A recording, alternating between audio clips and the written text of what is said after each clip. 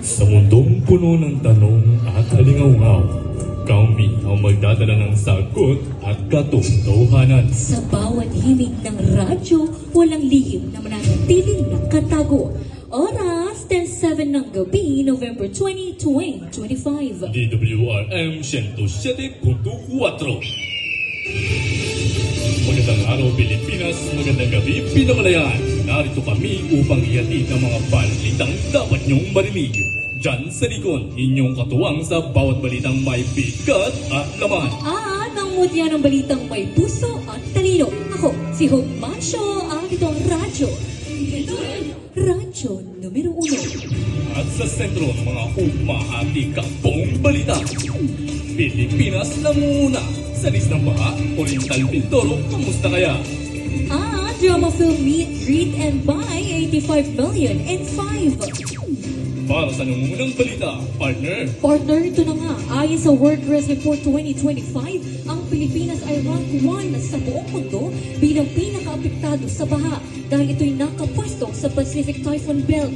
Sa kabila nito, ang UP NOAA Center ay gumawa ng paraan para masolusyonan ng baha sa Pilipinas. Partner, kamusta naman ang Oriental Mindoro? Ay naman sa tala ng UP NOAA Center, ang Oriental Mindoro ay isa sa pinaka-apektadong lugar. Kaya naman nagkaroon ang LGU ng paghanda sa mga kalamidad, pagpaplano sa mga maaaring evacuation center at iba pa. Radyo numero 1. Pilipinas nanawagan, mga klima na may matugunan. Siya na ba yan ang tinutukan?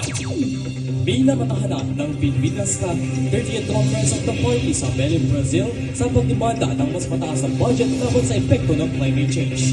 Nananawagan ito dahil sa mga pinsala na natutulog ng klima, partikular na ang bagyong Tino at Uwan na naging sanhi ng pangmabilisang aksyon. Sa kasalukuyan, patuloy na inaayos ng gobyerno ang bansang patungkol sa naturang issue. Siya naman para sa balitang pambansa. Radyo numero 1. Pasig City na mayagpag sa Batang Pinoy National Championships 2025. Huwag bibitaw, ihatid natin yan sa pagbabalik ng radyo Pintureño. All I want for Christmas is Stop! Hindi na Merry ang Christmas. Na-love scam ako. Pinadalhan ko pa ng pera. Ang hala ko true love na. Anong gagawin ko? Heto, makinig ka!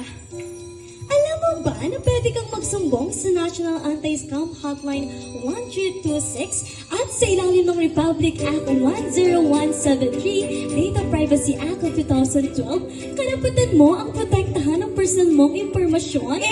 Yes! Huwag paluloko! Christmas pa naman! At laging tandaan ng 4Ms: magdamot, magduda, mang-isnab, at magsumbong! Tama! Ang palalang ito ay atid sa inyo ng himpilang ito.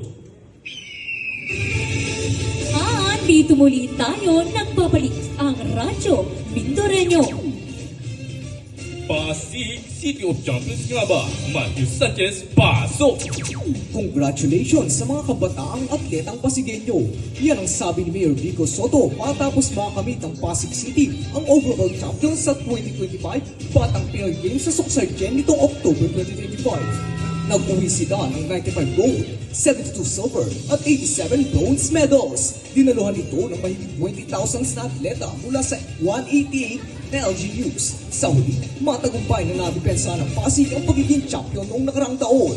Matthew Sanchez, inyong sports kabarkada! Radyo numero 1. At ayan, New Star Cinemas Family Drama Film Meet and Greet, 85 million pesos. Nixenyo, anong latest? Bentong-benta at patok na patok ang Star Cinemas Family Drama Film ng Meet, Greet, and Buy directed by Miss Cathy Garcia Zampana matapos pumalo ng 85 million pesos na kita sa unang 5 araw nito, November 17. Ang nasabing palabas ay pinagbidahan ni Maricel Soriano, Piolo Pascual at iba pang celebrities.